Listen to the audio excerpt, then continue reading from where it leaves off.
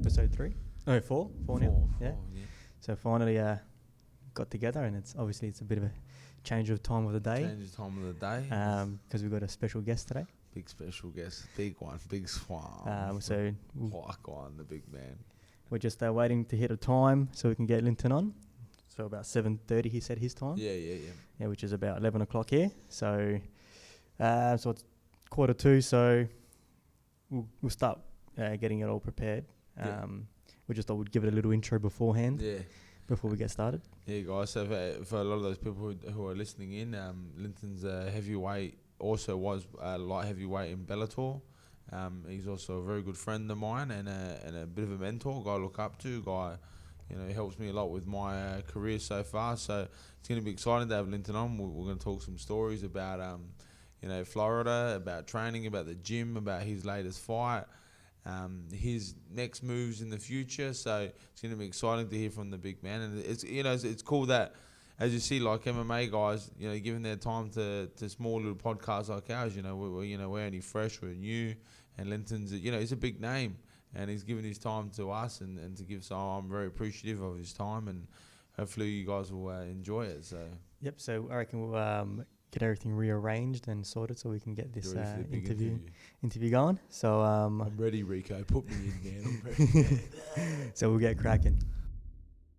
Well, today I'll introduce, we've got Linton Vassell from Bellator, heavyweight, one of my favourite fighters. Not going to lie, I'm a big fan of the big man, the big swam. I'm a huge fan of him. Man's a fanboy. Yeah, that's it, bro. I'm a fanboy, not going to lie. I'll tell that story in a minute about me and Linton. It's a funny one. But Linton just come off a heavyweight win over Ronny Markes and a pretty dominant performance. I'm not going to lie, Linton was very, very dominant. Almost made it look easy, didn't you, big man? How you feeling after it? Seriously, I'm good. Like, obviously I had the game plan at some point, taking him down, but I wanted to,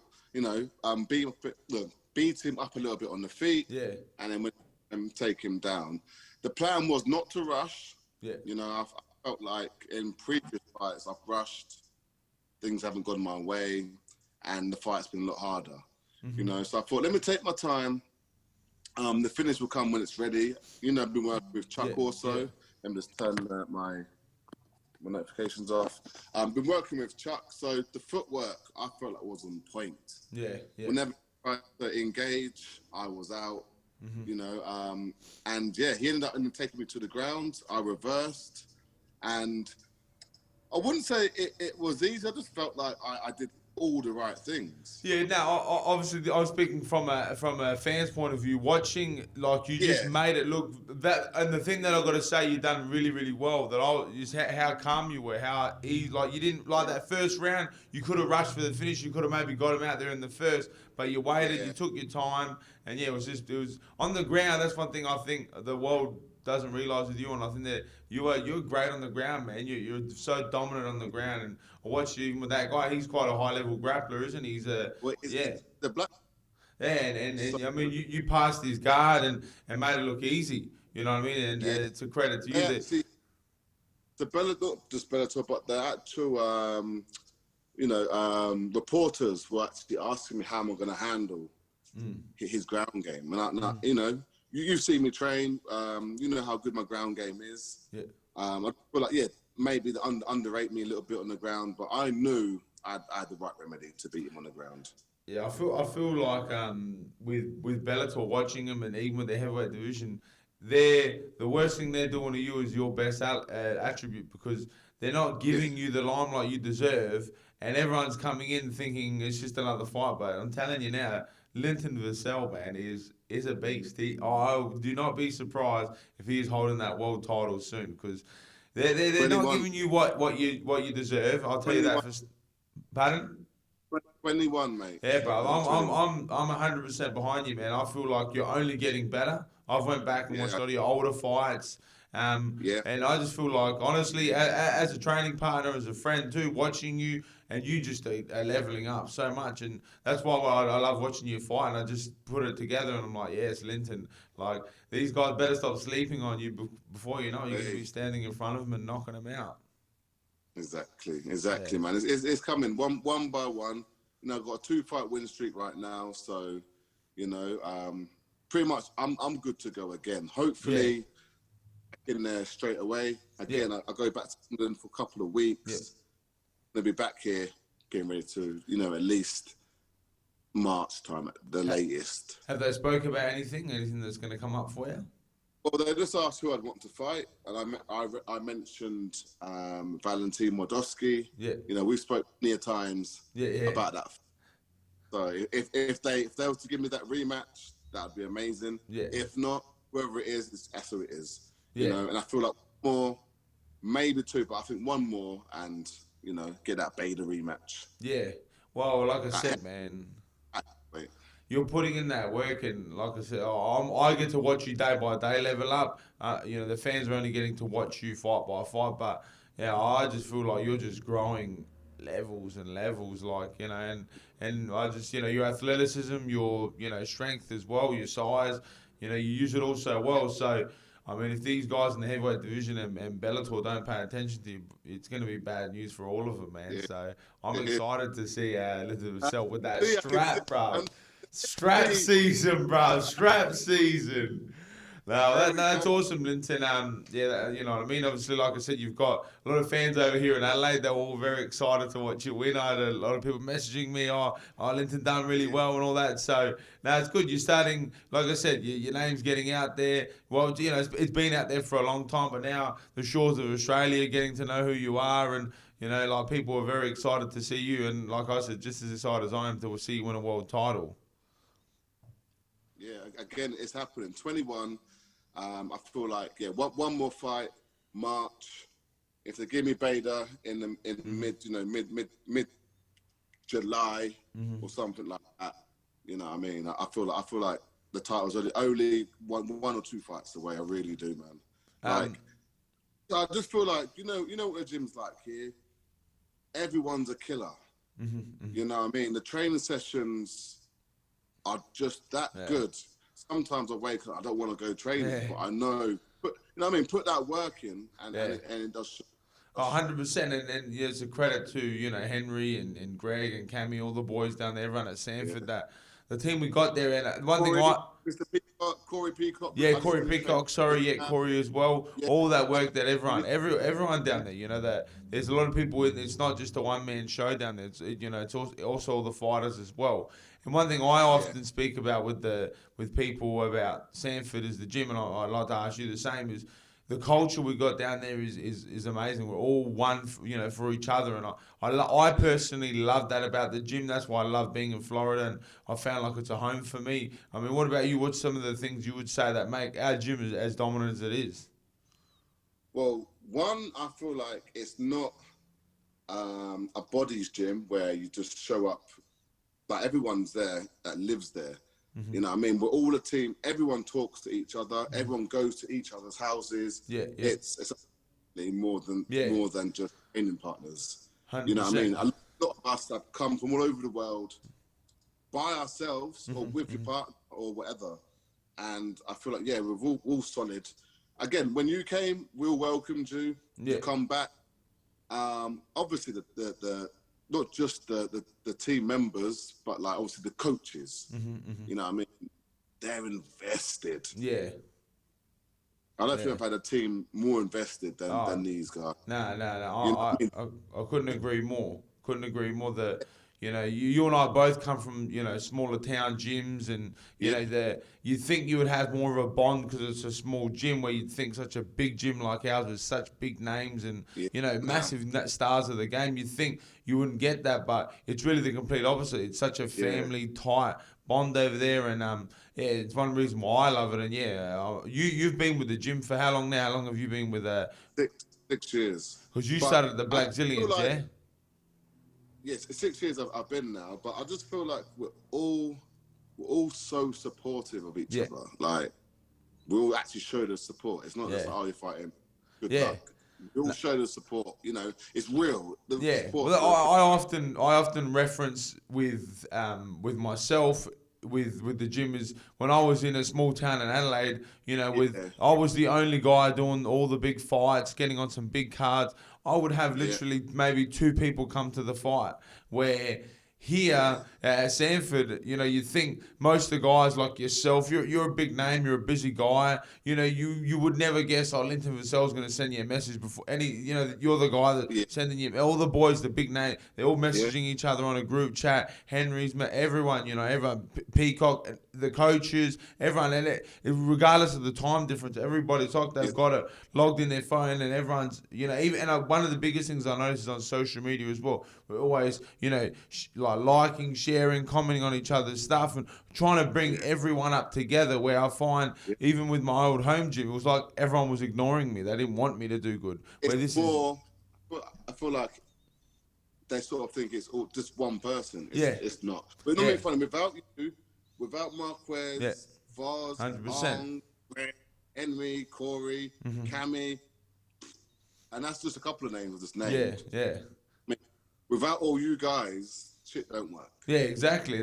That's one thing, because it looks like an individual sport, but it really isn't. It's more than a team sport. I call it a brotherhood, because you literally have to become, you know, family. You have to, because you have to try, like Marquez. I got to say, coming off my last fight, I felt so calm and comfortable going into that fight, and I attribute one of the biggest things is to Marquez being there.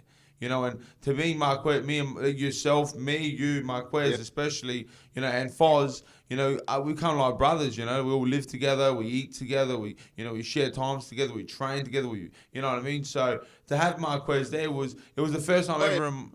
We shoot together. Yeah, shout out to American Gun Range in where is it, Pompano? Yes. Shout out Texas Dan. Shout out, brother. Then the Billy as well. You're still the maddest guy I ever know. I still tell that story every day about Billy when he got his nose broken. Legend. I've not seen him since. Yeah, he's probably in a bit of. I've not seen him. Yeah. So that one time when we went back in together, I saw him. I haven't seen him since then. So I don't know if his nose is still broken or he's got getting operation. Yeah. Yeah, he was a madman. That was a funny time we had in Florida. That day, I have to say, to me, was like seriously, like that's America. And is that not America? Like you and I, we both are from MMA fighting upstairs. Yeah. What?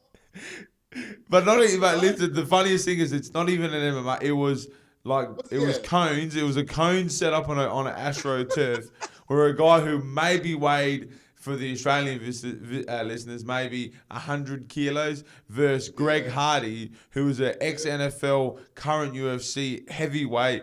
And at the time, he told me he was 315 pounds, which I'm pretty sure is about 130, 140 kilos. So you're talking an absolute giant of a man, and they were fighting each other, and it didn't end well for the little guy. Let me tell you that. It ended very, very badly, and I feel bad for Billy, but I love you, Billy. You're still a legend. But that was America. Is that not America, man? Like you and I, two guys from countries that, You're never anywhere else. Yeah, man. And then next thing you know, we're downstairs shooting machine guns and 50 cal rifles, and that's why I love America, man. God bless. It was a whole lot of fun that day. That 50 cal. Yeah, bro. That power.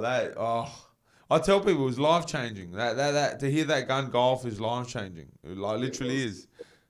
You know.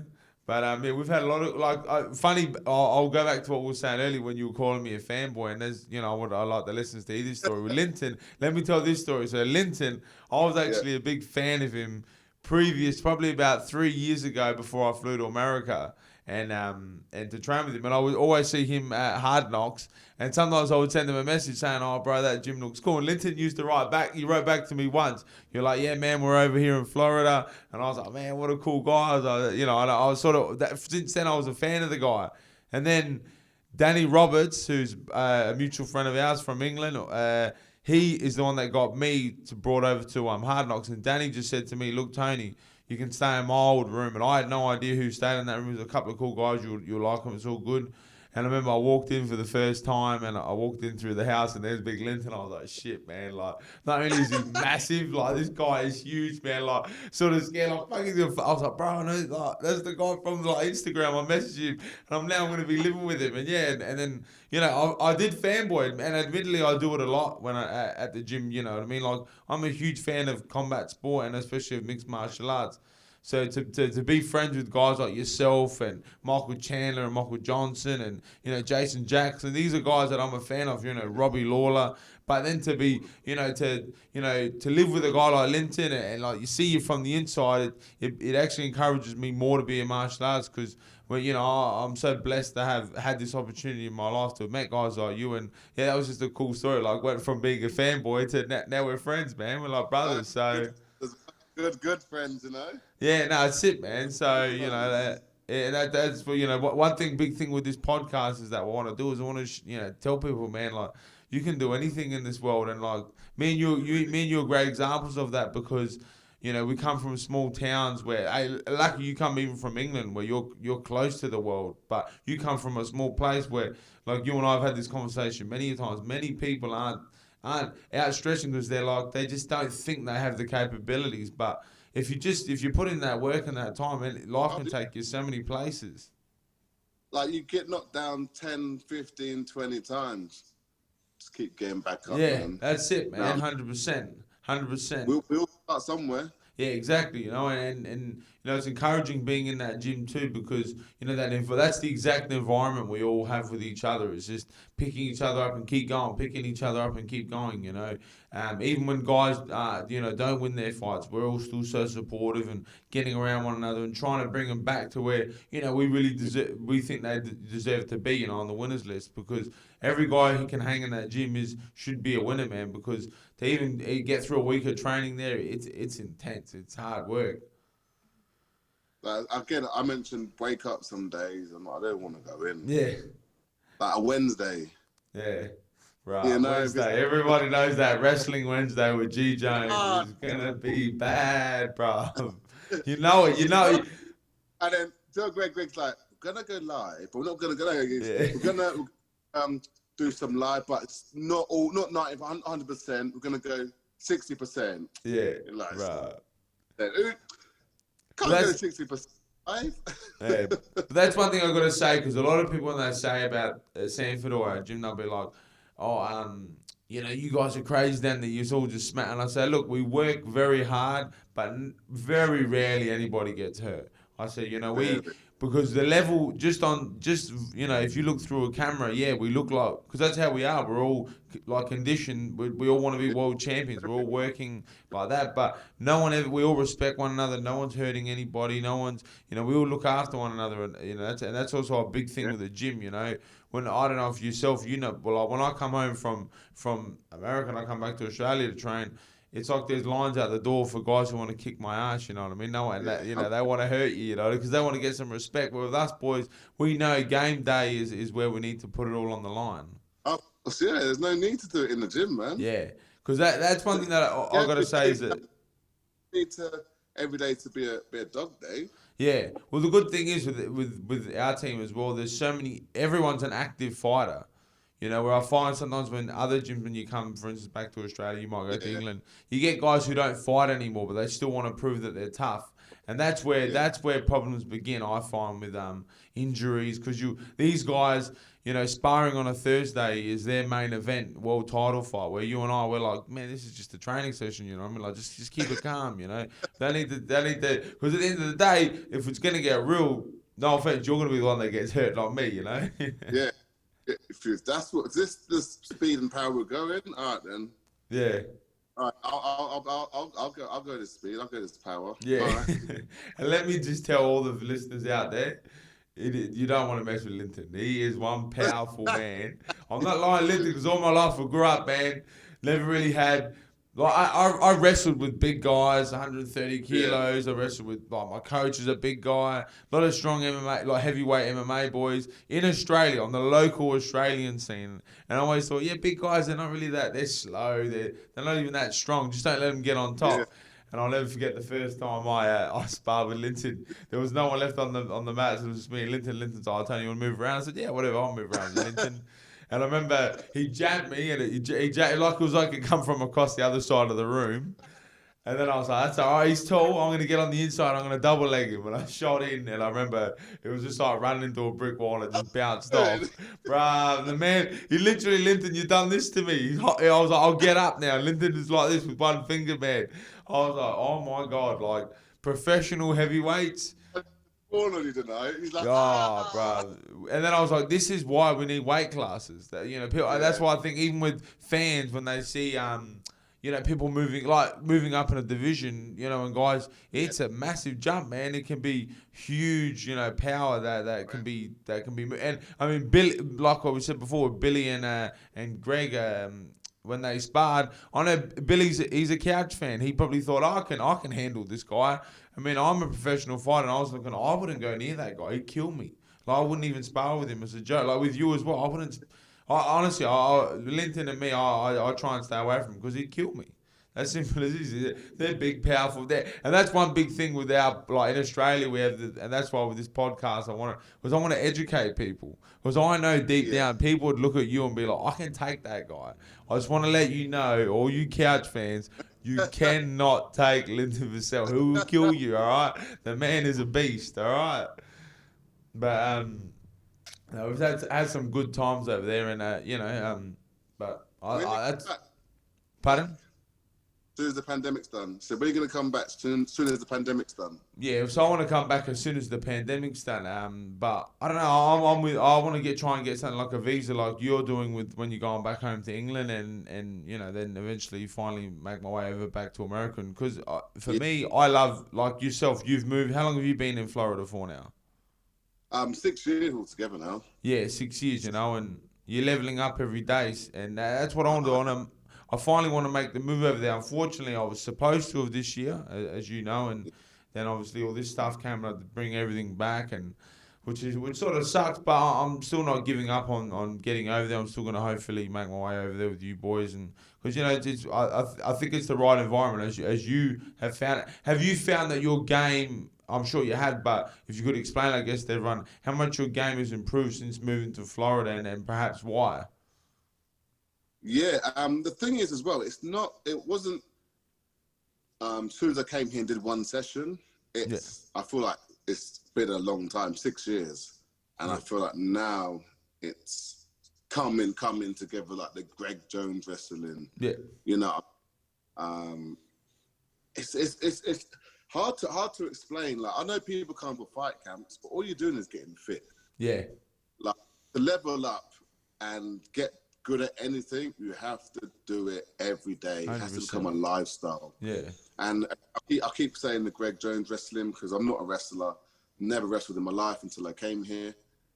But then you start doing it once it gets drilled into your head.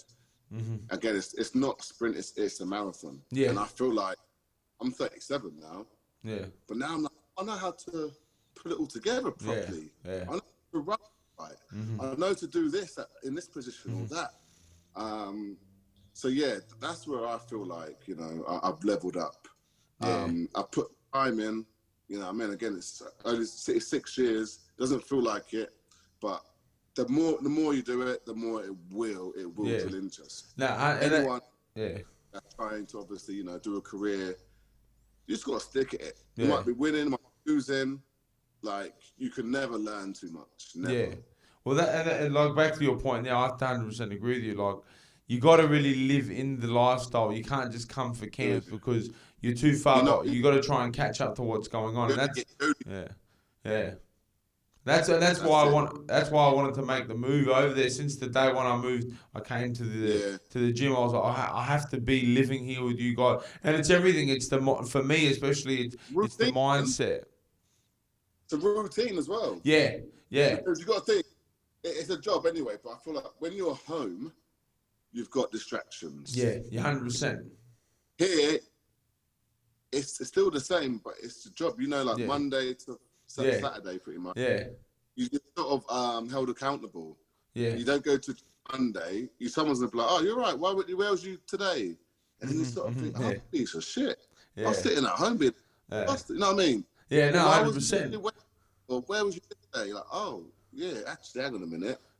Yeah, because back home you can get away with stuff, and like you said, when you're at home you got people to visit, you got to visit with us, and that's what I explained to a lot of people back in Australia. I'm like, when I'm over, like people say, oh, have you seen this in Florida? Have you done this? I said, honestly, we just train. That's all we want to do. Like, we just train, then we just chill at home, then we go back to training and do it all over again. Like, we love it because I think the level and the standard is for us guys, it's so high and it's so much fun. It's fun, you know, like to go into training every day and you know, be taught something different and new training partners and drilling and pushing I guess, your body to the limits. For guys like you and I, it's just so much fun. We couldn't think of anything of doing anything else. That's all I want to do, man. Yeah, it really is. Yeah, it is. And I mean, as I was showing you before, in right now, even in this, like we're in my home gym, and that's to the point how much I love it. Is like I built a gym into the house, and I'm sure you would do the exact same. It's what we know. Yeah, it's all back at Mum's house in England. Yeah, there's a gym in my garage. Yeah, it's not as big as yours. Yeah, but I've got my weights and my bag and stuff in there. You know, like I feel like it is a lifestyle. You need. Yeah, well, like you said, it's a routine. I think it's so ingrained in us now. We just know nothing else. We know nothing else, and we love it. And at the end of the day, we really would. You have to show up. You have to go in. If you don't show up, I went new here today. I was having this discussion the other day with some people. We don't get paid daily. We get paid when we fight. Yeah. So you better put that work in. Yeah. Yeah. Because you only get one time to shine to get that paycheck. Yeah. You know what I mean? So to do it. Yeah. To do it, man. No, 100%. And that's why I think, you know, I just love combat sport fighters, especially, you know, MMA boys, because like you said, we don't get paid every day. We barely get paid what we deserve. And yet we still do it every day and we love it. Like, you know, we're the sort of guys who will train Christmas Day. We'll train on our birthdays. And people don't get it. But we just love it. I know you don't celebrate it, nor do I. Thanksgiving. Yeah. I remember the gym was open Christmas Day. Yeah. I wasn't here, but it was open in the morning for the guys that live here. And that's what I mean. Who does that? Yeah. The coaches should be like, no, it's Christmas Day. Like, come in. Yeah. Well, I was actually having this discussion the other day because I turned 30 in what do I turn in 7 days. Next week I turn 30, and my girlfriend, she was going, what have you got planned for your birthday? Are you doing anything yet? I said, I'm probably going to train in the morning. She gives me this look like, what do you mean? I said, I'll probably go to the gym. I'll train in the morning and then we can go have some breakfast, son. And she's giving me a look like, but it's your birthday, and I'm like. But at least don't you get I actually love to train so much. Yeah. Like I couldn't think of anything else better to do. And actually Christmas Day, which is the day after, so my birthday is 24th. Christmas is the next day. I plan on doing a half a marathon on Christmas Day. And you know, because you know, people say I'm like, but every day to me is Christmas, man. Every day we get to go in that gym and pardon? The marathon, where's the half marathon? Where's it gonna be? I'm just gonna do it. Me and a couple of friends are gonna run it on Christmas Day and you know, but like I say to people, I'm not trying to be a cliche, and I'm sure you would agree. Is every day is Christmas for us, man. We get to do what we love every single day. We fly all over the world. You know, we have amazing times every day. Yeah, and it's not like just because it's that day you can't do anything. It's not like, you know what I mean. You haven't got every day to do stuff, but it's like a couple of hours or whatever. You know what I mean? What else you can do? Laying in bed to sit there, like you're gonna be behind it. So. You know what I mean? That's what everyone uses Christmas to do, nothing. Yeah, exactly. Like, I think we need energy. Yeah, but the thing that I was saying the other day with people is that I find, I wonder if you would agree with this, is every day we do what we love. And so to us, it's such a fun, exciting... Christmas time for a lot of people is the only time of the year they actually get to have fun. Like they finally don't have to go to work for a couple of days. They get to hang out with all their friends and family. Guys like you, we're doing it every day. Like every day we wake up with it. Like I said, me, you, Foz, and Marquez, like 4 mates living in a house, cruise down the gym, train, go get some lunch, come back later in the day, train again at night, go home, play some Call of Duty, have a laugh, and then go to bed. You know, do it. It's like Christmas Day. Yeah, go down, shoot guns, you know what I mean? We go to the beach, and you know what I mean? Like, you know, we don't live, you know, I think a lot of people on the outside in looking at MMA fights, they think we live this glamorous lifestyle of Conor McGregor and private jets. Oh, you guys got, hey, we don't. We're very modest. Like I said, we're 4 guys living in one house, and private jet. don't get paid that like that. Yeah, you know what I mean? We're very modern. That's what I'm trying to say to people is I think a lot of people think in this life they got to have all this stuff to be happy. I'm like, guys like you and I, and you know, we're signed to major promotions, you know, along with Mark, you know, then you got my cousin Foz in the house as well. We're just four modest guys, man. We got our little bedrooms, our beds, you know, we don't have fancy cars, we cook all our own food, you know, we live that lifestyle, but yet we're as happy. You couldn't, I personally couldn't want to do anything else. I love the life we're living, and I don't know about yourself, I'm sure you're the exact same, you know what I mean? I'm happy. I wouldn't be here if I wasn't. Yeah, exactly what I mean. How long have you been in the Linton? I wouldn't be doing nothing else either. Yeah, I just feel like I'd be back home miserable. Yeah, because we're not doing what we do. Yeah, 100%. Like, how long have you been in the game for now, Linton? Like with MMA and all that. I was 23, so it's like nearly 16 years. 16 years. And you know, and is the passion still exactly the same from day one? Yeah. And I was having because last week 100%. Yeah, 100%, man. Like it never dies, does it? You have your days where like, for God's sake, you know, that time when a couple of fights in a row. Again, it's part of being human. At the point, I was like, I might retire, but that didn't last for long. Yeah. You know what I mean? I was like, it didn't last for long, and then I was like, no, I'm getting back in there. Now, look at me on a two fight win streak. Yeah. Pretty much, I feel like a couple of fights away now from fighting for that belt again. So yeah, 100%. Like I said, I feel like without knowing your age and stuff, the way you're progressing in your career, I feel like you're getting younger. Like the way you're moving, the way you're fighting, your dominance. If anything, it's like you've got younger and better. You know what I mean? Like, well, obviously you got better, but to me it does. It feels like you. I've been a lot smarter. Yeah. Again, like I did not want to rush that fight. There was no need. Like, because before I used to, I have to finish the fight quick. Yeah. Why? Yeah. Like, because if I don't, then that's what I used to think. Yeah. If I can't beat this person in round one, I'm weak. I'm shit. Yeah. Well, yeah. But I put that into my head. I gotta say, Linton, from watching, like, because especially when I was in quarantine, I'd watch a lot of fights, and I watched a lot of your fights. One thing I noticed about your fight with Davis and even with Beta, that's what they were. You're just so much high intensity. You didn't stop. Yeah. They would shoot on you. You would defend the shot, but then you would instantly try and take them back down, end up in another scramble, then back on your feet. And I was like, Linton, man, like for your size, you are working so hard. But now you watch your fights, you are so calm. Even when you're on top, you don't rush, you pass, you take your time, you drop a few. You even went for the head arm choke. You're like, nah, that's not working. You change, and it's your composure that's showing. So you know, I feel like your body is still young, but your mind's the thing that's getting older, but it's getting wiser. And you're seeing it. You're seeing a lot in your game. And I guess from like that's why I suggest anyone in that heavyweight division, you best start studying the man now, because he is going to be a lot of trouble. Because you know, I've watched a lot of your fights and I've started picking up on these little things. And I believe 100%. You know, you fight Ryan Bader again, it's going to be a whole entire another story. You know, it is. You know, and I mark my words. You know, look, I do say a lot of things. I am a big mouth, as a lot of people know. But I'm telling you now, Beta best watch out, because Linton Vassell is a problem. No, you're a problem for anyone, man. And I'm happy that I'm so excited to have had you on, man. Like when me and my mate Rico were doing this together, and you know, like I said, the Adelaide fans were buzzing when they heard that Linton Vassell was going to be on this week. They were so excited they get to hear you talk and that, and it's pretty cool to have like a big name like Linton, and even just have him as a friend of mine. And on the show. So I've got to say, Linton, thank you very much for being on, man. I'll let you go. How long have we gone for, Rick?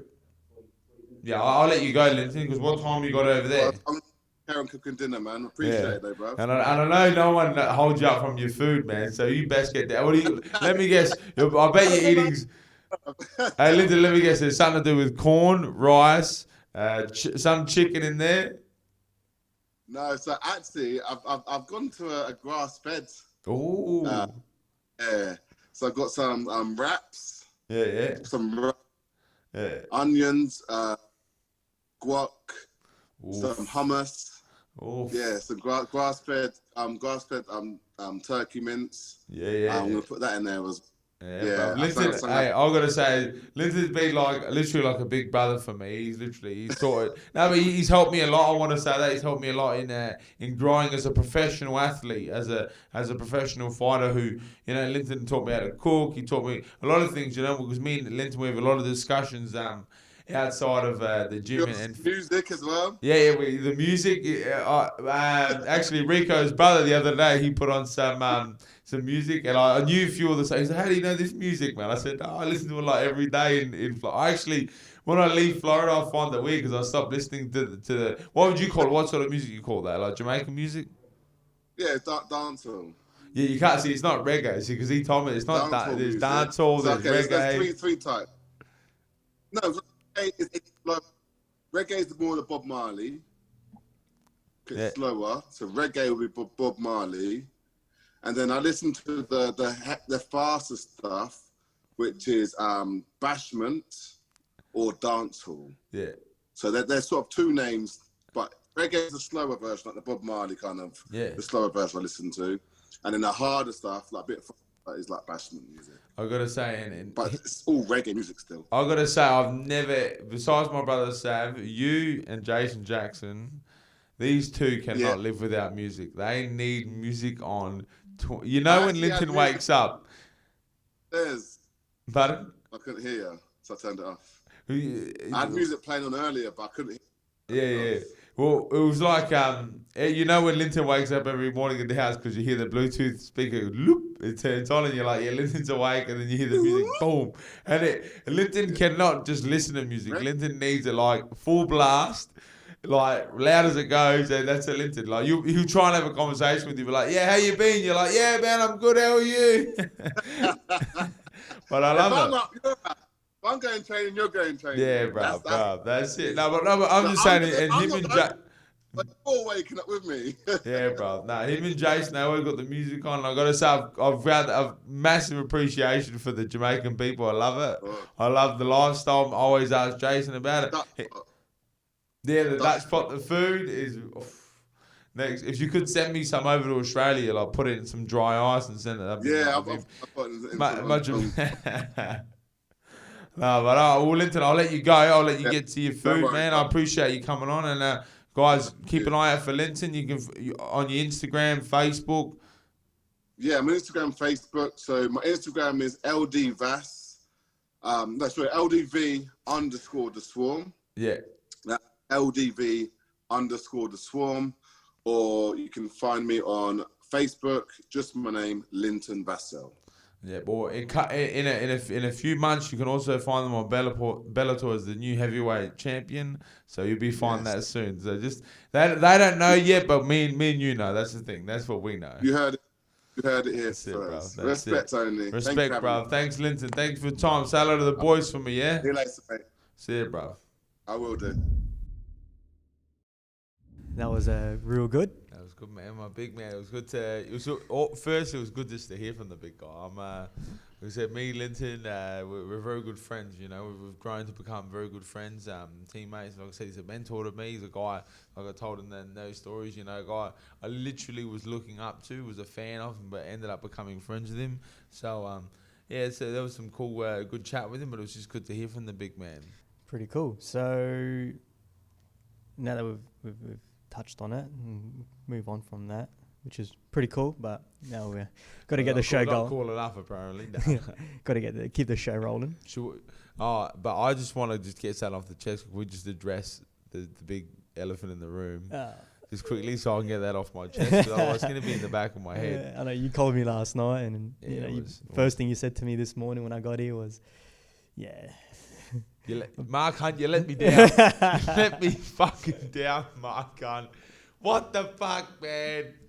I had you, dog. I had you. I backed you. I'm copping a lot of heat because of you. A lot of heat. My brother made a classic meme. Oh, you said you don't want to let it get out there. Yeah, man, I found it really funny, man. I'm gonna have my lawyer contact. And we're gonna have all that content. Now I'm gonna say, let me say this because Rico wouldn't let me say it last night. He goes, save it for the show. I said, all right. I want to come out and openly say, Paul Gallen, all respect in the world to you, brother. You are one tough son of a bitch, man. He was hit with some huge shots. I think it was in the second, because you said you only watched the last two. I watched the whole fight last night. He was caught with some monster shots, and he didn't go down. There was one point Mark caught him in the second, I believe, or the first, and wobbled him. Mark sort of just backed off and sort of smiled at him, which was interesting. But I'm not going to lie. I'm not taking anything away from Paul. I think it was a good fight. It was a very close fight. So that's another thing I want to say is it was very close. And Paul, to me, he really scraped over the line. If you ask me, I never felt Mark was ever going to be finished. Mark never looked in too much danger besides just passing out from his own, being exhaustion. So unfit. Yeah, it was. There were at points where Paul was literally in a scrum for about 3 minutes of the round, just bailing Mark Hunt up against the corner. So, but he done a great job. He had a really good jab. I've got to say that with Paul Gallen, really good jab. He boxed well. So give it to him. He's a tough guy. So I was wrong. You beat him, Paul. Well done. But Mark, I know you didn't train. I know it. I'm looking straight down the barrel at you. I've read the Mark Hunt book. I'm a huge fan of him. The man wasn't even training when he had like K1 $1 million fights coming up. So I really think for this fight, he would have probably like went in the gym twice, probably checked in, wrote the name down and walked out, because that's, let's be honest, maybe he did train. But if you did, Mark, I'm disappointed because you should have knocked him out. You let me down. Maybe look like a bigger fool than I already am. So that was disappointing. Man. But there was some other good fights on that card. Tim Tszyu fought and he won pretty convincingly in the first round. Nearly sent him out the ring. There's something I did say, he is the real deal. I did say, I say he's the real deal? He's the real deal. So I said Tim Tszyu is good, man. I can't wait to see him on the world scene. Like that's the real test. So we'll see him when he actually gets out there. And there was a few other fights on there. I didn't see all the results, if you can pull them up. I know Trent Girdham, he's a friend of mine. He fought as well. He won on a decision. I've seen that result. So what on Trent? He's a young guy called, I think they call El Nino, they call him. Yeah, I'll call him Loco. He's a good lad. Or Wild Side, he calls himself, something like that. He's fought on Risen. He's had a few big fights. He's a good little fighter, man. And he come over to boxing. He's an MMA fighter. And he fought, in the boxing world last night. So what was your mate's name? His name is Trent. He was the first fight, I'm pretty sure. Trent Girdham. Oh, Trent Girdham defeated Oscar Dowan via unanimous decision. Yeah, so. I didn't get a chance to watch the whole card. How did Luke Jackson go? Luke Jackson, no, he lost. He lost on how? Majority decision. Lucky Luke, he's a good guy, Luke. I mean, him stay in contact on social media. I'm sure he'll be back. So, get on it again. And then Liam Wilson, did he fight? Yeah, he won against Rodney Raffle. Yeah, I was unable to watch him. TKO. He's another very good Australian prospect. So guys, keep an eye out for him. And then you got Paul Fleming and Bruno Tarimo, and that was that game, that fight finished on a technical draw. Yep. Accidental head clash. So. Yeah. And then so Tim Tszyu was pretty dominant. He won quite early. And quite 45 seconds in, 45. I believe it was. Yeah. Which brings me that a young Adelaide boy fought last week at a pro boxing fight. Terry Nicholas. Yep. He fought. He also won in, I think it was 45 seconds as well. A knockout. He debuted, so won under Terry. Mm-hmm. Very good. He fought in Canberra. So there's another Adelaide boy to keep an eye out for. So that's good to see. That's the thing on this show. We want to talk just not about international talent. We want to talk about local talent as well. What on the Terry and what on to all the guys last night. Besides Mark Hunt, you let me down, bro. You fucking killed me. I think lesson to learn there, T, is to shut your mouth. No, not to shut your mouth, but but I got to give respect. But come on, like a Mark Hunt in his prime would have killed that guy. I really do think so. Now I'm still speaking out of turn. Fuck, man. I just can't shut up. But no, Paul done a great job. But I believe if Mark, I don't think he trained, and if he did, I still believe he'd kill that guy. Yeah. And if you watch the fight back, without disrespecting Paul, he scraped over the line. Mark Hunt the whole time was looking like if anyone was going to win, it was him. But Paul was just a lot fitter than him. Did you watch the weigh-in? Yeah, look, sorry, thank you for bringing that up, because that's when I went off as soon as I seen that weigh-in, I was like, I fucked up here, man. Like, I think I fucked up. Mark is going to let me down, because he went right face to face with him and like literally gave him the smallest little shove. Did you see it? Yeah, it was. It looked a bit sus. And even Paul was a bit like, what are you doing? Yeah, like, after. what was that? Yeah, like, and then he threw like a pretend left hook. And even Paul was just looking at him like, what are you doing? Like, what are you doing? Because when you threw that left hook, it was after he was face to face. Yeah, so it was like, you could have thrown it there. Exactly. Then you get backed up, and then you go and get, like, even when he backed up, and then you ran around again, it was like, it looked a bit. When I seen that, I was like, oh, fuck, man. I know he's doing this for the camera. Yeah. And he's not going to go into this seriously. And, I was disappointed when I seen that. And I was like, here we go. And, unfortunately, last night, he didn't do his job. But it was cool to even see Mark Hunt with that. Such that natural power, man. Like I said, I guarantee he hasn't been training. He hasn't been doing nothing for so long.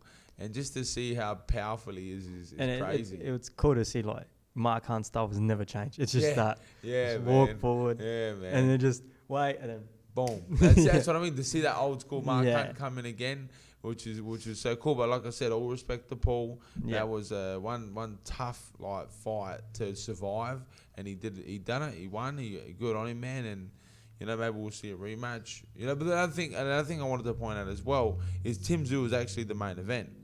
Yeah. So that's what I was trying to highlight the other day when I was talking about the whole, these Logan Pauls, these rematches with Roy Jones and Mike Tyson. I don't mind that those guys are doing what they're doing, whatever. Bring more attention to our game. That's awesome. But, I enjoyed that. See how Mark Hunt, hopefully it was them, that they respectfully go, look, we're a draw card, but we're not the main event. Like the main event's these new talented guys. So that's what I want to see. A new, Tim Tszyu, the next generation of, boxers coming through. And I'm happy that I didn't know that, but until last night that he was the main event. So that was awesome to see. And you know what I mean. And you see, like, you're gonna see these new talents in Australia come through, but they need the exposure. They need the exposure, because if they're not, and if we're just sitting here talking about Mark Hunt and all that all the time, well, when are we gonna see the next, Tim Tszyu and the next Mike Tyson? What do you think's next for Tim Tszyu? Well, I'll definitely get over to the world scene now to take on someone ranked in the world and get off Australian shores, because that's when I'm really gonna personally. This isn't a boxing opinion. This is my opinion. I really don't put any stock into any Australian fighter until you've left the shores of Australia. And like I spoke earlier with Terry, he had his debut fight.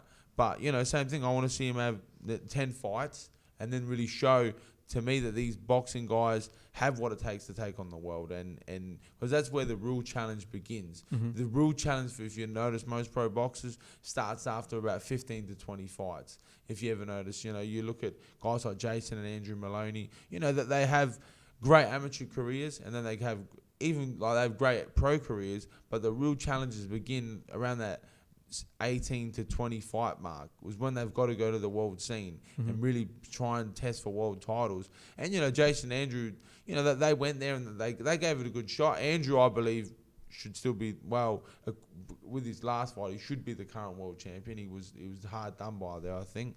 But Jason, he fought the Japanese boxer. I forget his name. Diego's going to tell us off now.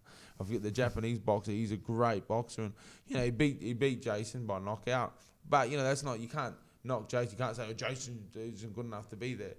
He's a world-class fighter, man. But at the top, it does get very hard. So, I'm excited to see what Terry can do with his career, how far he can push. He's got George Kambosos, their promotion behind him, which is good, which is exciting. And that's what, if you know the business of boxing, that's what it sort of takes. He's got a good amateur background. He went to the Commonwealth Games.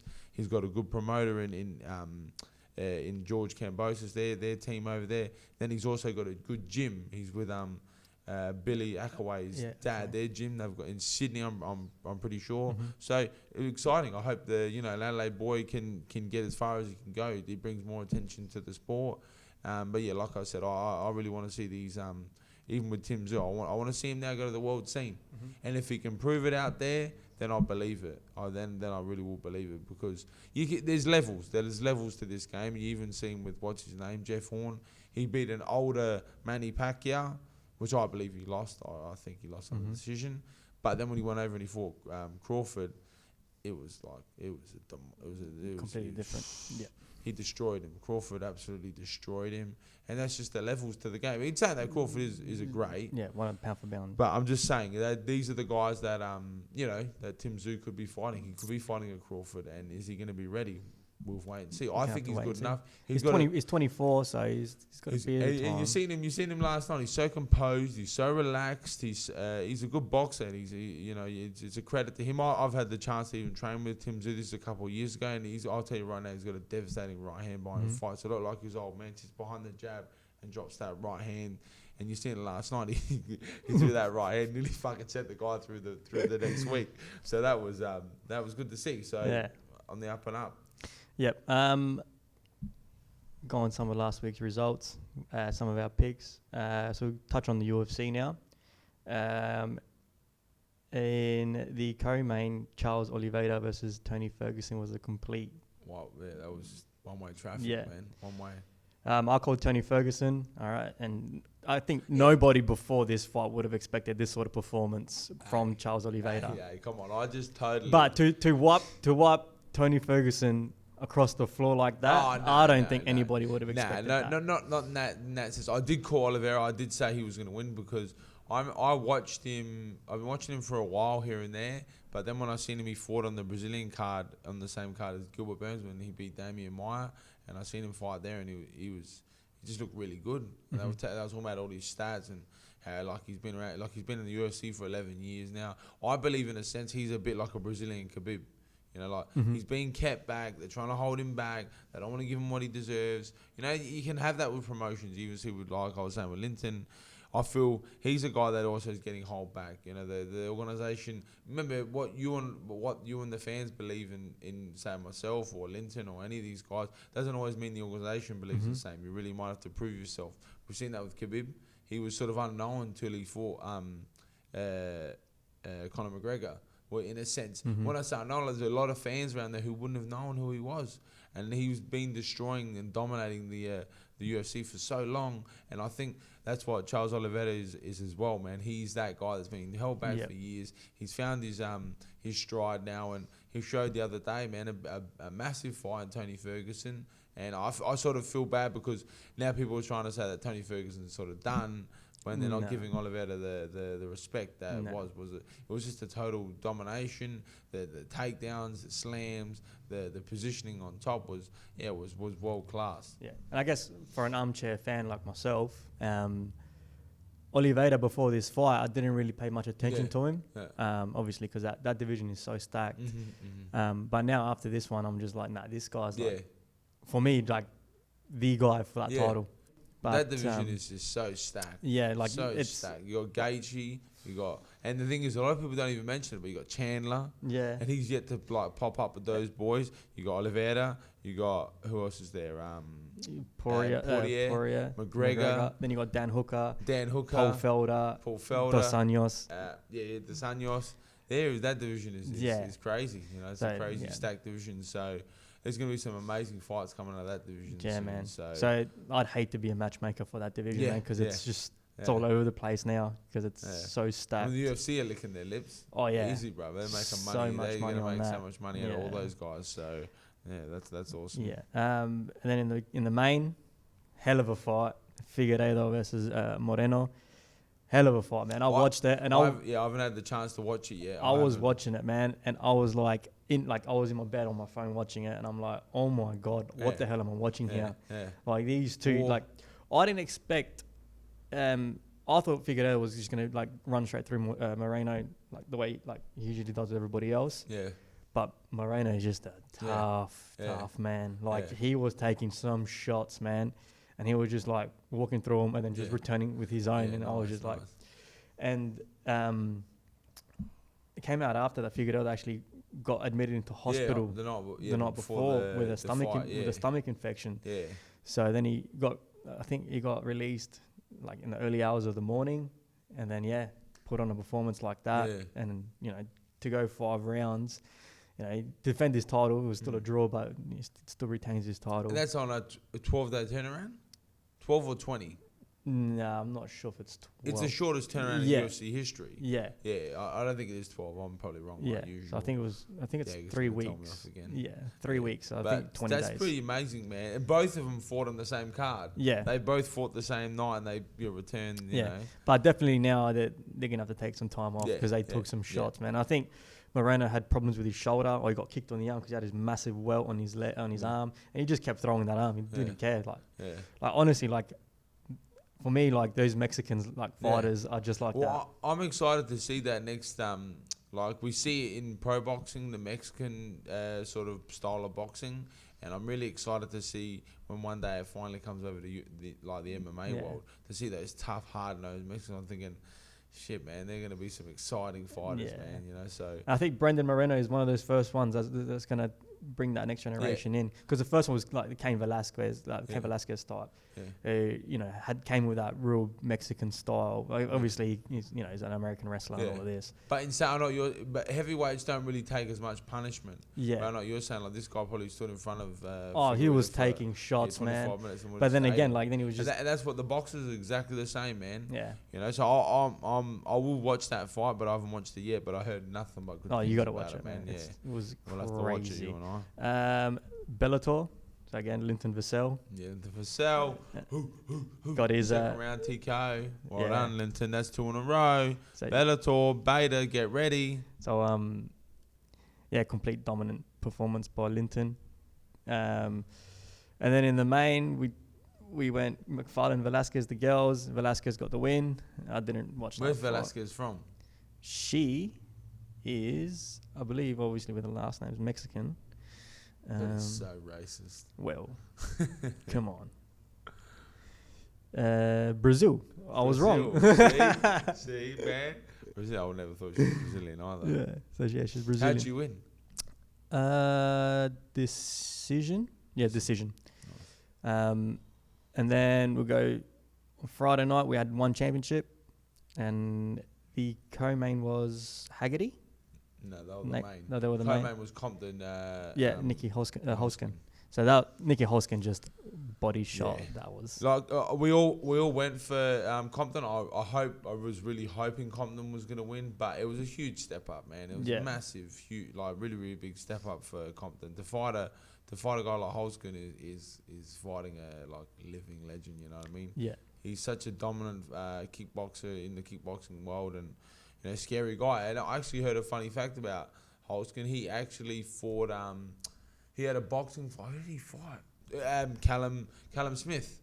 He fought Callum Smith. He's actually fighting this weekend, and apparently took Callum Smith the distance. So that just shows you. Can you confirm that for me, because fans? Yeah. I don't need any more heat brought on me after what Mark Hunt done to me. No, he did. Yeah, there we go. Yeah. So shout out to Richie from Richie Elliott. Yeah, he gave me that fact. But Holskin, fought Callum Smith. Well, I think Callum Smith's a gun, and he took Callum Smith the distance. And a lot of people believe that Holskin won that fight. So my point being is Holskin is a beast. I think Holskin is a beast of a fighter, a kickboxer, and just a fighter in general. A massive name in the kickboxing world. Huge step up for Elliott. He took her and he tried, but. It's hard, the top. It really does get hard, and you can't knock the guy. You can't say he's not good enough. And on the day, Holskin was just better. So, Compton lost via body shot in the first round. And then in the main event, we had Haggerty and Taiki Naito. Did you get Haggerty? I went Haggerty, Haggerty Booker went Haggerty too, eh? Nah, he went Naito with you. Yeah. So, Haggerty, man, class. Yeah, all class. He fought excellent. He just didn't give the NATO a chance. He just really didn't let him get off. And in the last round, I believe Haggerty slowed down a bit, went into sort of cruise control, made sure he wasn't going to do anything silly. I believe he dropped the last round, but he won the fight quite dominant. He looked really, really good. There was the power in that right hand. That first one, when Naito went to go throw a leg kick and he just went straight down the pipe and just dropped him. Man, but another thing is, I just want to quickly highlight the great display of skill from the two guys. Like, to see guys, I don't know, for all you, like even guys like yourself, all you people out there watching, let me tell you this is one thing to to be an MMA fighter with those 4-ounce gloves on. But I don't know how those Thai guys in one championship, they do the 3 threes and they go non-stop. Like they're pounding on each other with 4-ounce gloves, booting each other. So yeah, all respect to those guys. Awesome work. Great fight. But yeah, Haggerty was just too good again. I wonder what's next for him. I wonder if he'll get Rod Tang again. That'd be, Because one dynasty Rod Tang again. Yeah, man. The army. You know what Rod Tang means in Thai? I was actually told by a friend of yours. He plays at the Pitty. Shout out to the Pitties. Rod Tang in Thai means army tank, which is pretty fitting for the guy. If you've ever seen him fight, he's literally an army tank. Yeah, hopefully. I'd like to see it again. That'll be number 3. That last fight, or the first one when they went to unanimous decision, that was crazy. So I'd like to see it again. Just quickly before we move on from one championship, there was a really, really good knockout. Insert video here. So insert that Opicic, wow, what a knockout. We were watching that together. Yeah. Well, not together, but we were messaging each other as the fight was on. And I thought the commentators were talking up the Dutch. Yeah. Well, I don't know what he was. I think he's was he Dutch? No, he's from one of those islands.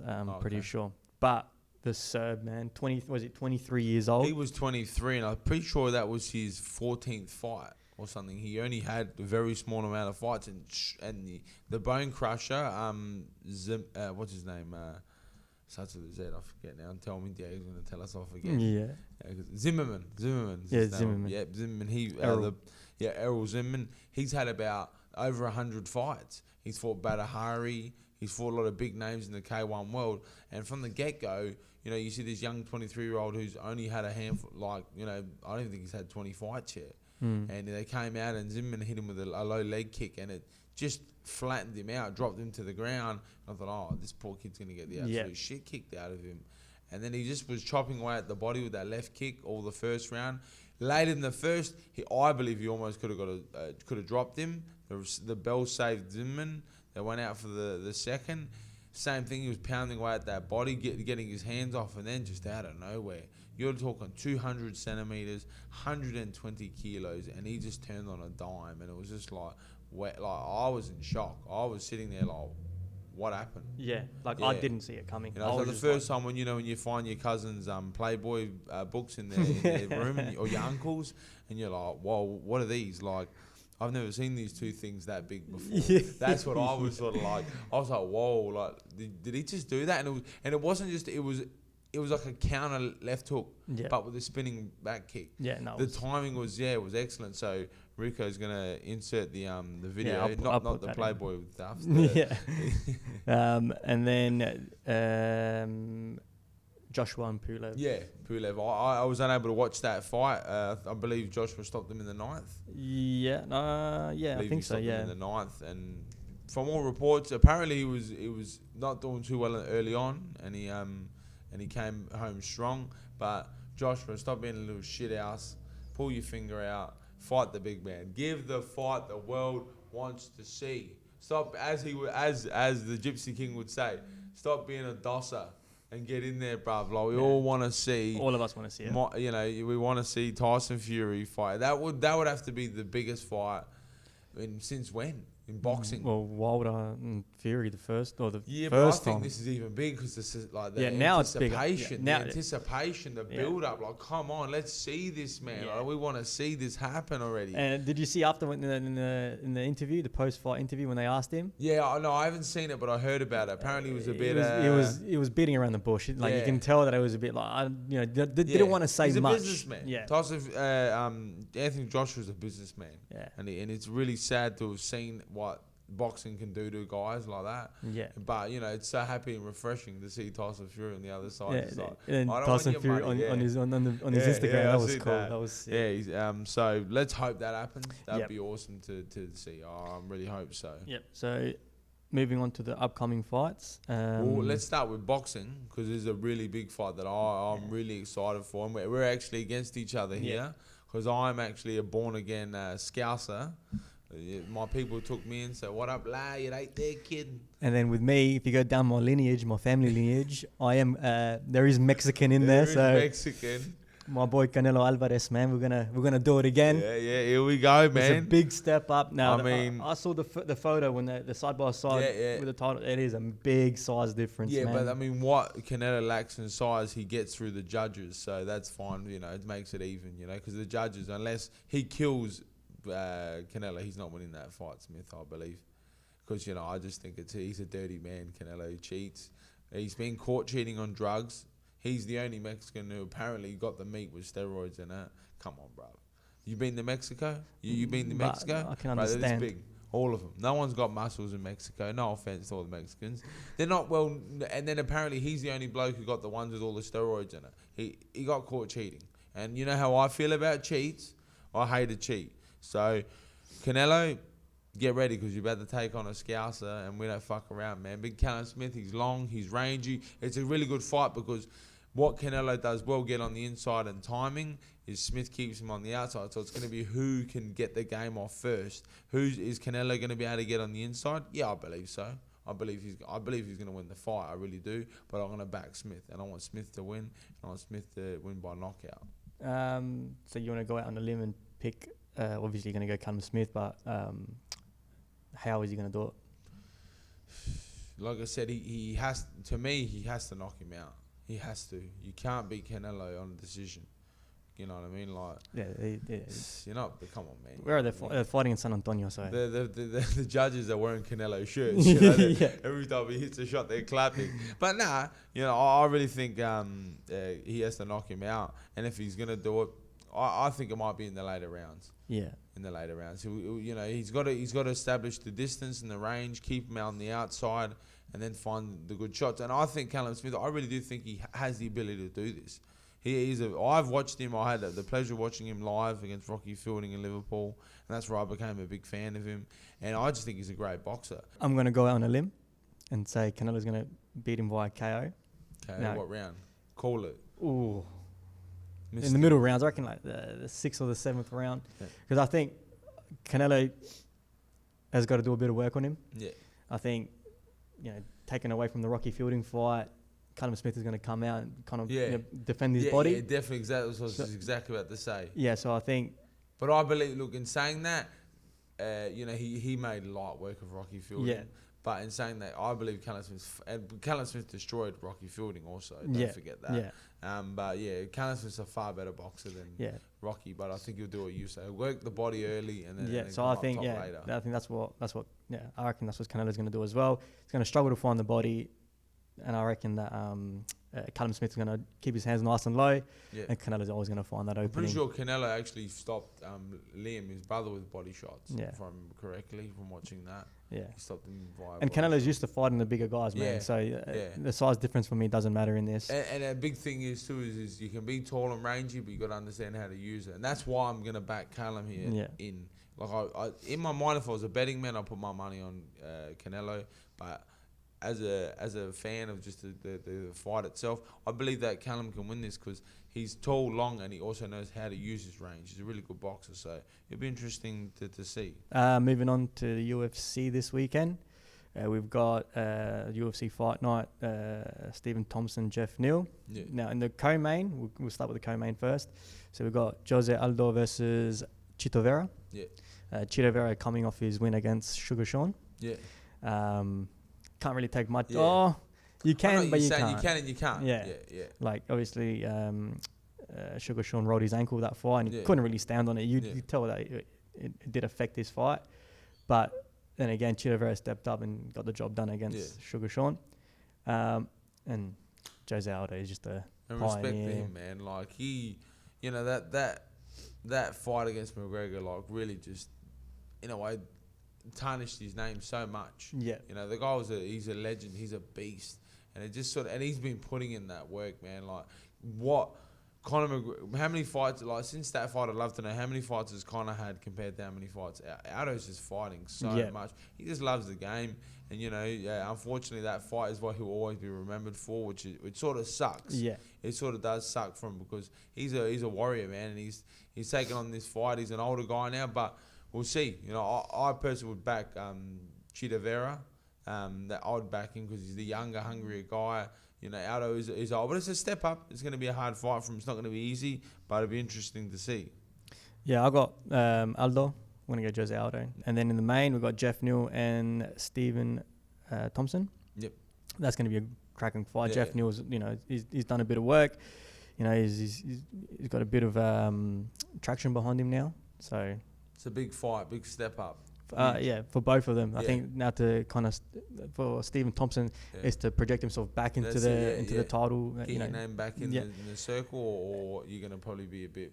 Might even get cut. And for Jeff Neal is a fighter that's always been there, and now like finally if he gets this win again, he's going to put his own name into that title, you know, into the title shot. So I'm going to go. I think Stephen Thompson, man, he's just been at that level. Yeah, I would as well. I'd back him. Just because of the experience. Yeah. That's all for the fights this weekend. Well, just quickly, now that we're moving on from that, we're gonna move on now to the next bit. I was gonna say, I want to talk about the re-signing of your boy, Yoel. Yeah.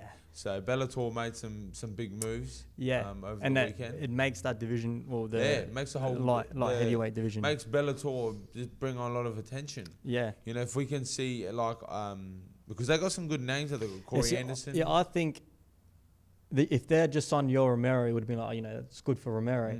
But now that they've signed Rumble, it really makes things interesting. Well, now. that light heavy to that middleweight light heavy divisions are very like they're interesting fights that can be made there now. Yeah, you know, you got guys like Musasi. Yeah, you got guys like now you got Rumble. You got Yoel. You know, there's a lot of guys at Bellator now that I want to see some fights. Yeah, like I can't remember who I was watching. I think it was either Chael Sonnen's show or these little clips that he puts up on YouTube, and he was saying, you know, it'd be pretty cool to do a light heavyweight Grand Prix for next year, with that stacked division. You know, you got Musasi that did fight there, and then he dropped down a division. Yeah, and you could chuck Beta in there that can come down from heavyweight. So there's a lot of things you can do with that division now, and it's stacked. Like, but light heavy, you got the champion Vadim Nemkov. He's good. He just beat Beta. Yeah, and looked very good. You got Corey Anderson now. Yep. I'm just having a look through. You got Phil Davis. Yep. It could be a great Grand Prix. That would be awesome to see. Yep. Like we said, we've got Rumble now. There's even guys like that. Liam McGrady. I'm not sure if you've ever heard of him. He's from England. He's a good fighter. Light heavy, tall, rangy guy. You could even chuck Lyoto Machida in there. Lyoto Machida. Yep, he's another one. What is he? But is he middleweight? Then you got Musasi if you wanted to step up. Yeah. Well, that's interesting because I wonder what they'll do with Yoel. Will they keep him at light heavy, or do you reckon he'll? No, well, I think they signed him up for a 205 fight, so light heavy. So yeah. I can't wait. I think, you know, any Yoel Romero fight, sign me up to watch it, man. Yeah, exactly, of course. And just names like Rumble, Yoel, they're just great fights that everyone wants to see. Rumble's at your gym? Yep, he's at Sanford as well. Yeah. So yeah, moving off from the fight world. On the weekend, we had your old man's birthday. I rocked up and we were crammed into a little room. And then... I pulled that out of my ass. Shout out to Cafe Nova, Tony down there at Gawler, Cafe Nova. So if you're from Adelaide, guys, or if you travel to Adelaide, please check out Cafe Nova and Gawler. Amazing food. Yeah, it was a good time. It was good to see how many people turned out for your old man. So I thought no one liked the old prick. So I've only organised a small room that would hold about 20 at best. Then everyone started rocking up, and I was like, oh, no, that table doesn't work. So I started putting out some more tables. Then they filled up, and I'm like, then you came in, your brother, Vic, and his missus, and I was like, what am I going to do? Luckily, you know, Cafe Nova is a big, and it's an older establishment, got some beautiful rooms, and it's got a nice big open, like sort of, what would you say, like an entertainment room in a sense? Yeah, like I'd say like a little function room. Function room, yeah. And luckily it was there, and we got everyone. And then we got about, I reckon, nearly 40 people on the night. So it was awesome for my dad's birthday. He's a big inspiration for me, and I love the guy. So it was awesome, and I never heard him speak like he did. He gave a bit of a speech, and he was actually nice for once. So my dad usually can be a bit of a CUNT, but he was my old man's a legend, man. He's a tough guy, and I was happy to see everyone there for his birthday. We had some fun. We had a laugh with all the boys, as we always do. Yeah. Bit of steering up was going on, which is always good. And then next couple of weeks is a busy period. We're going to the festive season now. Much planned. Well, here we go. Are we still going to be doing these podcasts? I think we'll do it next week because Wednesday, I think next week is Christmas. And then we celebrate the 24th. And then the 25th we'll do something with the family. Then 26th is Boxing Day at Fairfax. Get down to Fairfax. Fairfax, shout out. Plug to my guys at Fairfax. By the way, Layla's not happy with the commercial. Wants me to do another one. I forgot to tell you that before. Shout out to Fairfax, repping right here. So get down there for the huge Boxing Day sales. And not only is it Christmas, it's the big 3-0. Big 3-0 for the Spartan. I'm still in my 20s for another 7 days. So please refrain from calling me old yet. Now, but I turn 30 on the 24th, so that'll be a bit of fun. I'm going to have a party at my house, so don't come if you're hearing this. Everyone's going to rock up and have a Corey party. Well, every year we do a big Spartan party. Big Spartan party. Yeah. Now, with the restrictions, we don't know what... Fuck the restrictions, bro. So it's going to go ahead. Mark, bro, Spartan party. You go on the street. They can't stop us, man. We're living our lives. We're living a good time. They hang out with their friends and family. The politicians had their we'll call it a football event because when they had the State of Origin, they had 30,000 people together. I mean, I'm not going to have 30,000. Well, I don't see the difference, the rules with the whole 150 at a wedding, but 50 at a funeral. Like, I don't get this. Like, is a wedding more sanitary? I don't understand. So now we're going to party. Like, fuck them and what they think. We live like the Aboriginals. We live on the land. This is our land and this is how we're going to live. So maybe we can do a cool little segment at the Spartan party. We could, maybe. I can whip a few ideas up. We'll be running a mark there, but a bit of like street talk at the Spartan party. Yeah. We might get Sub to run it. Yeah. And that's actually for all the viewers out there. I will have one day have my brother Sub on here. I would love to talk to him because, hey, like I said, this show's from the inside. I want to know what makes people, do the amazing things they do. And I really think the stuff he does is amazing. Yeah. I think he's... Well, what an artist, what a mind to dive into. So any guys out there who want to come on the show, like that's from everything, like business owners to sports people. I've heard some talk. There was some bit of banter between, who's the guy from Campbelltown, that buco? There's a bit of talk. Alex Mullen. Alex Mullen, apparently he was watching the show, and we might have different guys on. I want to hear. Apparently he's got a beef with Buka. I would love to hear that.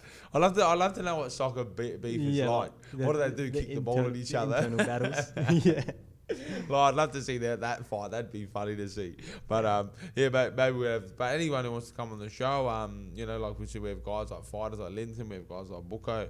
Like I said, even business owners, because like I said, this is from the inside. What makes people do what they do? Mm-hmm. So we'll have more interviews coming up, but a lot more combat stuff to be spoken about.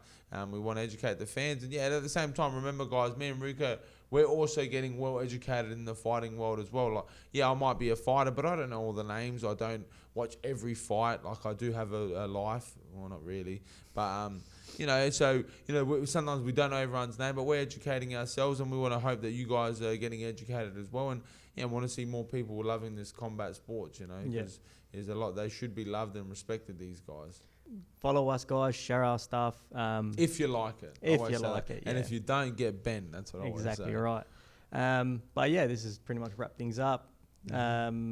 Great show. Linton on. Awesome, sick interview, man. That was so good. Yeah. And then, we'll figure out what's going to happen next week with Christmas period. But I reckon we'll get together. I love doing this, man. It's good fun. Yeah, no, exactly. Well, me and you and I, we obviously speak a fair bit just on the phone just about fights in general. So for us, a good conversation. And like I said, if we can help educate the fans, and like I said, from the local level, from the grassroots level, all the way to the international level. So guys, if you have news on fights, whether they're boxing, kickboxing, jiu-jitsu, results, send them to the pages, the Instagram or the Facebook, and we'll have a look at them and talk about them on the show. Like I said, with a local guy, Terry Nicholas, fought last weekend and he won. Talk about stuff like that. The amateur scene, there's a lot of good Adelaide boys coming up. Yeah, you've got that Diamondback coming up. Apex, the Apex fight. I think that's February next year. I think, and I'm planning on having Trent on, who works closely with DFC. We'd love to have him on, just chat about all things MMA. He's a local guy, so I'd love to hear his opinion from the local scene and just get a fresh outlook on the combat world from his point of view. So Yeah, guys. But yeah, I reckon that's episode 4 done. That's a wrap. Thanks, guys.